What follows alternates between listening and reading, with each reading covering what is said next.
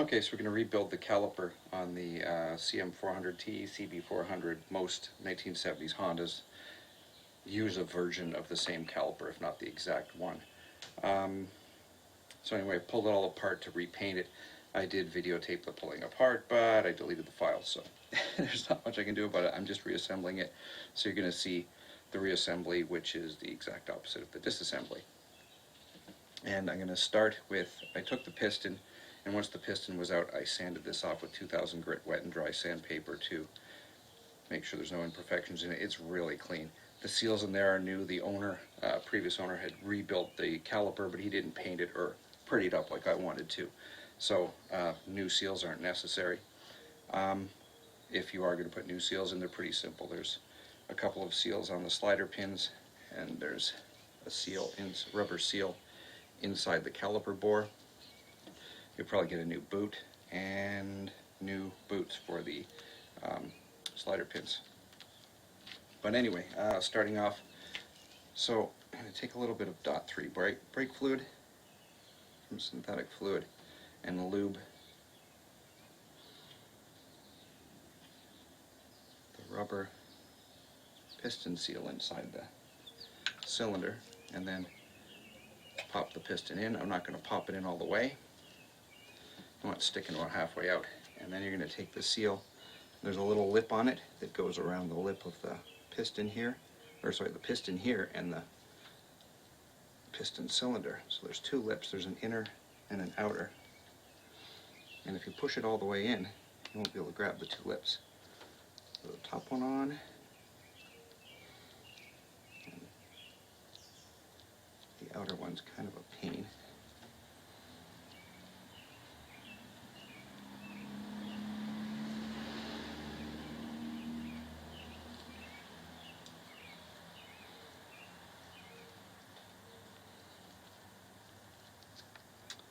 Come on.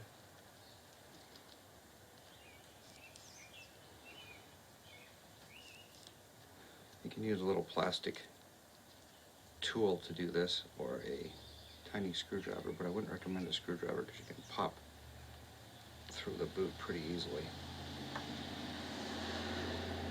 So I'm going to work this thing on, and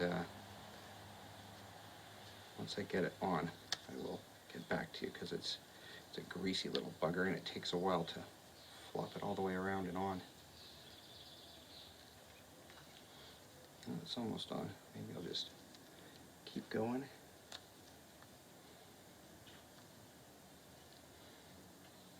Come on. There we go. Okay, so you see from the side, you can see that it's perfectly sealed on there, and then it's sealed around the lip of the piston. Oh, do I need, no I don't. Back in 1 minute, I'm going to have to.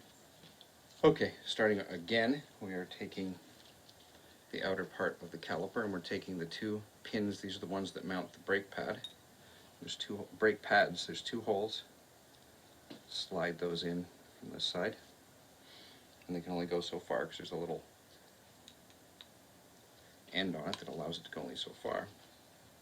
And then there's this spring retainer, and in the top of these pins, just where it pokes through, there's a little hole,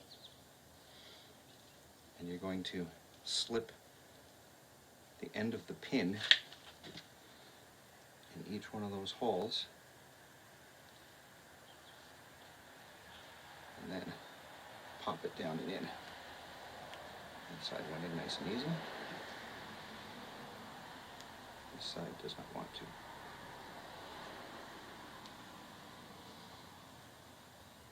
There we go.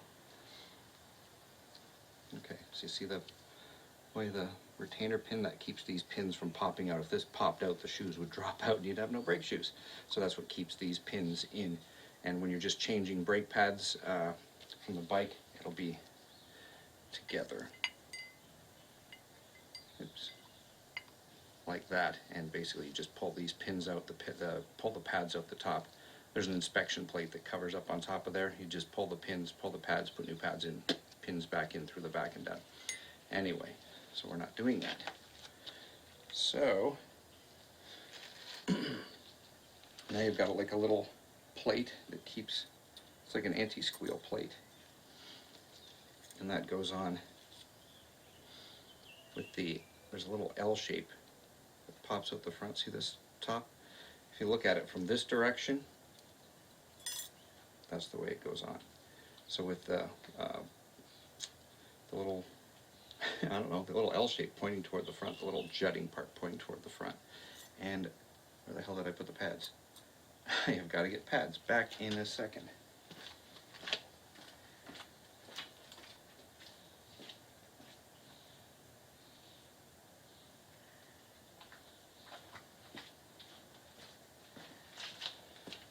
Screw it, I left them over there. So anyway, now the pads slip on, pop, and you can put them right like that, because before you put it on the bike, obviously you're going to spread them out. Now, before I do anything, I want to push, now that I've got the boot on there, I want to push, there we go, push the piston all the way back inside of its bore. So I just pushed down on that and got it in. Let's set that aside for a second, and we are going to take some synthetic brake grease. Did I say synthetic brake grease, and put it in the cups of all of these slider pin cups.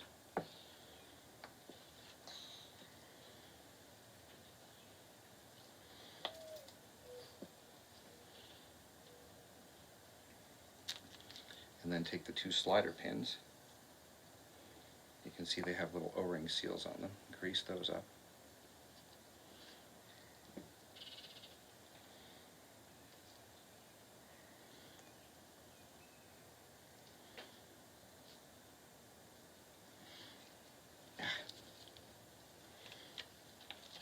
I'm going to pop, they're all four the same, so you're going to pop them on the caliper mount. This is the one that mounts it to the front fork. And you're going to pop them big side, obviously, over top of the ends, all four of them.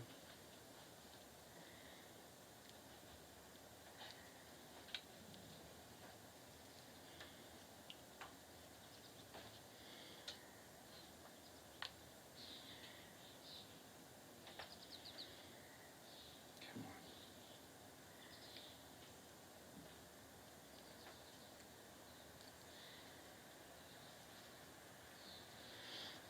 Okay, and back in one, we found my inspection plate.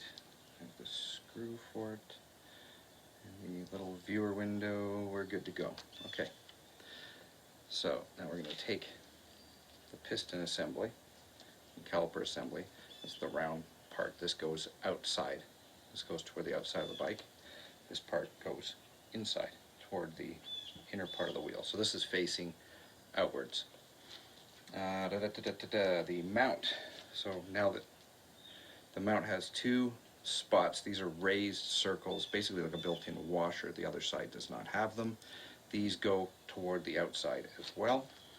And this square basically slips along and retains, keeps the pins, or the pads, from moving around. Now we're going to take the outer half of the caliper, slide it over, and we're going to want to line up these two little pins. They'll go through those two holes in the front, and then the bolts, the slider bolts, will go through there. So we're going to line that up.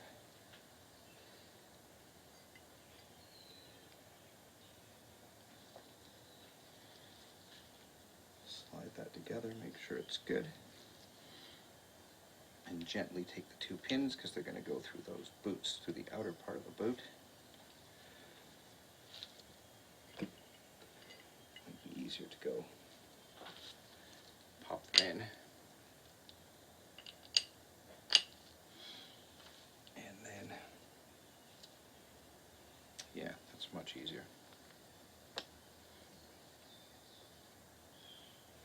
So pop the pins, the slider pins in first. Oops. the boots. Come on.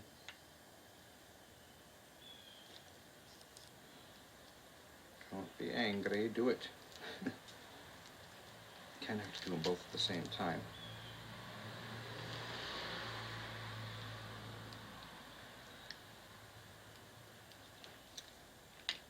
Okay. Pop through.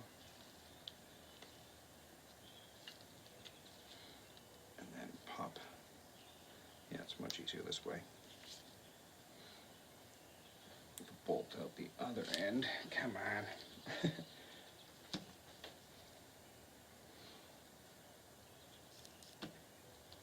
There we go.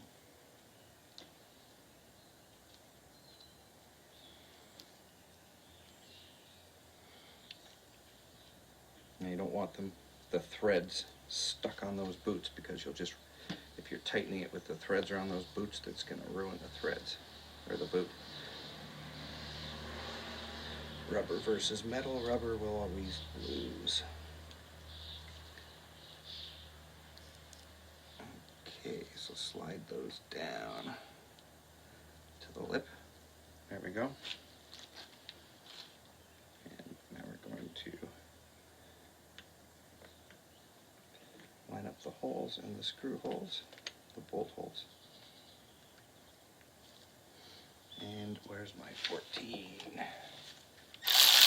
This is a 14 millimeter.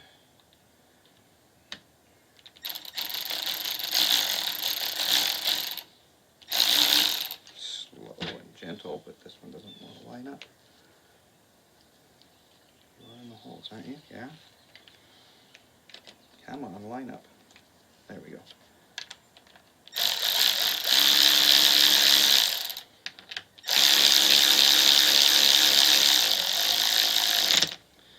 You're going to want to put these on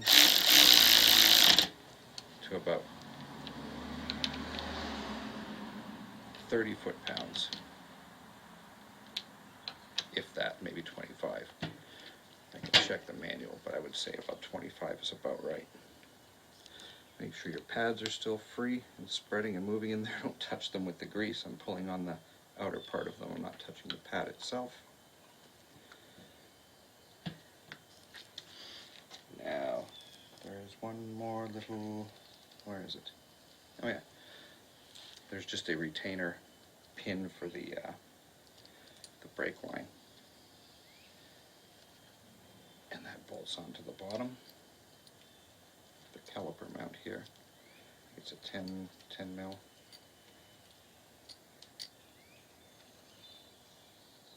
Yeah, screw it, we'll do that later. Anyway, last thing is this little inspection window for when you're servicing the brake pads, and it's got this little window with a little loop on it. It wraps around there, pops on, and then this simply screws on top. See the little groove back there? Clips into there, and the spring will keep the pads down. Actually, I'm going to do this afterwards, once the pads are on, once this is back on the bike, or else it's going to be hard to. You can put this on once it's on the bike, because you won't be able to keep the pads separated to get it over top of the rotor this way. So basically that's it, putting it back together. Again, like I said, you can put this back on when it's on the bike, because keeping those pads separated so you can get it over top of the rotor is going to be harder with the inspection plate off. And that's all she wrote. Thanks for watching.